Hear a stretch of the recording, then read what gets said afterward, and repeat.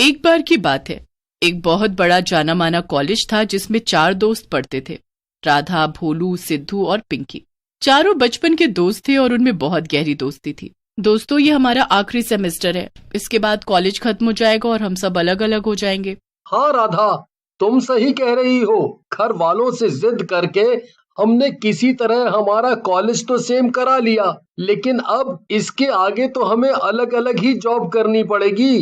तो क्या हुआ, एक काम करते हैं, हम सब एक साथ ही जॉब करेंगे और वो भी एक ही कंपनी में। जब तक हमें सेम कंपनी में जॉब नहीं मिलती तब तक हम जॉब लेंगे ही नहीं।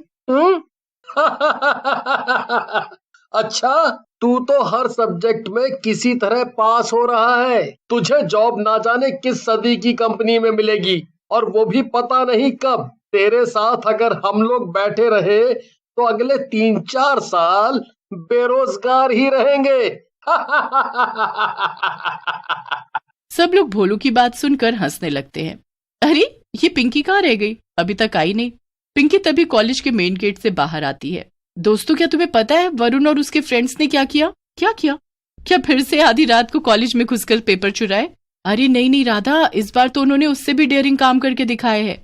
अरे, अपने कॉलेज के पास वो जो भूतिया स्टेशन है ना, जो कब का बंद हो चुका है और जहाँ कोई नहीं आता जाता, वो लोग वहां एक रात का एडवेंचर करके आए हैं, और वो भी अपने कैमरे में सब रिकॉर्ड करके। मान गए इन्हें तो। अरे तुम लोग पागल हो क्या? इसमें क्या डेयरिंग है? अरे ये तो साफ साफ बेवकूफी है, बेवकूफी। अरे डरपोक, तू कितना डरता है?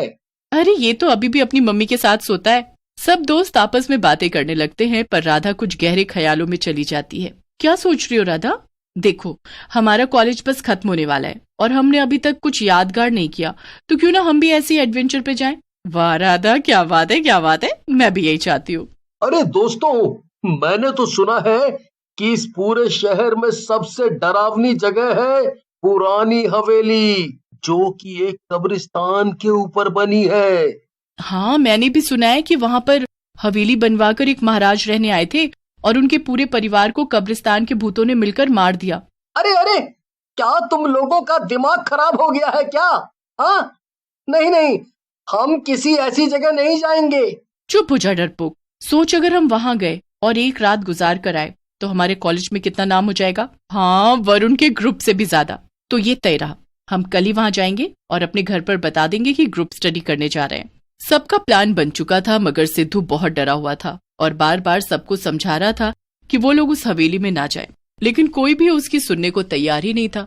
अगली रात को सब 11 बजे मिले और निकल पड़े हवेली की तरफ। थोड़ी ही देर में चारों हवेली पहुंच जाते हैं। राधा घड़ी में टाइम देखती है। वाह, कितने सही टाइम पे आए हम यहाँ। ठीक 12 बज रहा है। भूतों के आने का टाइम हो गया है। क्या पता हमें एक आध भूत ही दिख जाए। चलो, कैमरा तैयार है, अंदर चलो, मैं सब रिकॉर्ड कर रहा हूँ। ओके। फिर चारों हवेली के अंदर चले जाते हैं। अरे, कोई है? भूत जी, चुड़ैल जी, कोई तो बाहर आओ, आपके घर में मेहमान आए हैं। तुम फिर शुरू हो गई राधा। अरे डरपोक, यहाँ कोई होगा तो आएगा ना। राधा चुप हो जाती है और उसके पीछे से किसी के हंसने की आवाज आती है।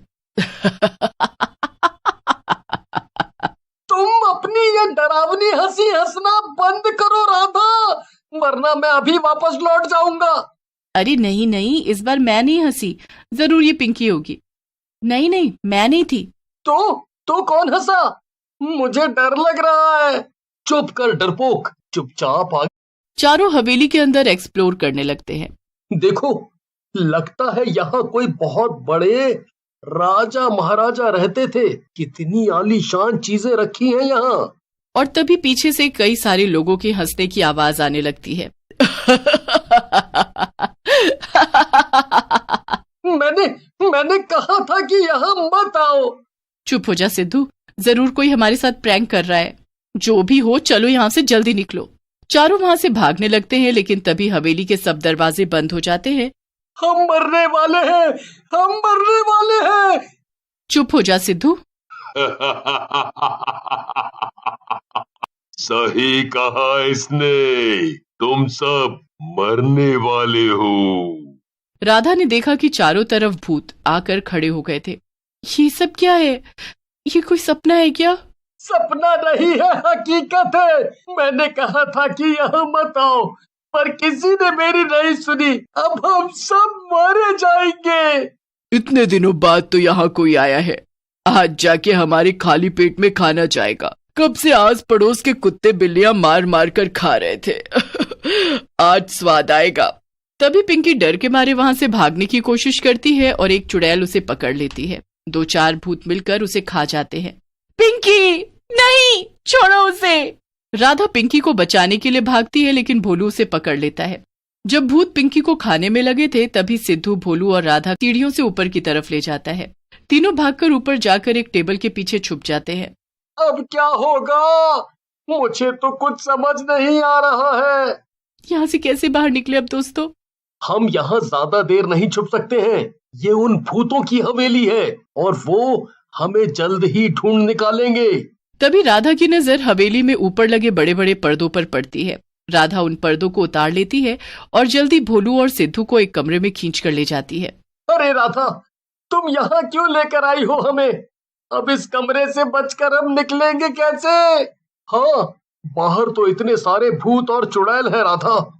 जब हम अंदर आ रहे थे हवेली के, तब मैंने देखा था कि हवेली के 2nd फ्लोर पर बहुत सी खिड़कियां थी, और वो देखो, इस कमरे में भी खिड़की है। हम इन पर्दों को आपस में बांधकर रस्सी बना सकते हैं और नीचे उतर सकते हैं। अरे हाँ, सही कहा तुमने राधा। शायद अब हम बच जाएं। रुको, अभी मैं अपना कैमरा वापस ऑन करता हूँ। अरे भोलू, अब क्या तू खुद को मरते हुए भी रिकॉर्ड करेगा? चुपचाप इस कैमरे को बंद कर दे, वरना मैं तुझे इसके साथ ही बाहर फेंक दूंगा। तीनों मिलकर पर्दों को आपस में बांध देते हैं और उसकी बड़ी सी रस्सी बनाकर खिड़की से नीचे टंग जाते हैं। सबसे पहले राधा नीचे उतरने के लिए रस्सी पर उतरती है, पर थोड़ा नीचे जाने पर वो देखती है कि सभी भूत अब नीचे खड़े थे और उसके नीचे आने का इंतजार कर रहे थे। अरे सिद्धू, भोलू, मुझे ऊपर खींचो, सब भूत यहाँ नीचे है। भोलू राधा की चीखने की आवाज सुनकर जल्दी से रस्सी जोर से पकड़ लेता है और ऊपर खींचने की कोशिश करने लगता है, पर एक भूत रस्सी को नीचे खींचता है और भोलू और राधा दोनों ही नीचे गिर जाते हैं और सब भूत मिलकर उन्हें खा लेते हैं। उधर सिद्धू जब ऊपर से नीचे का ये सब मंजर देखता है तो उसके रोंगटे खड़े हो जाते हैं। हे भगवान, ये दोनों भी गए, अब मैं क्या करूं?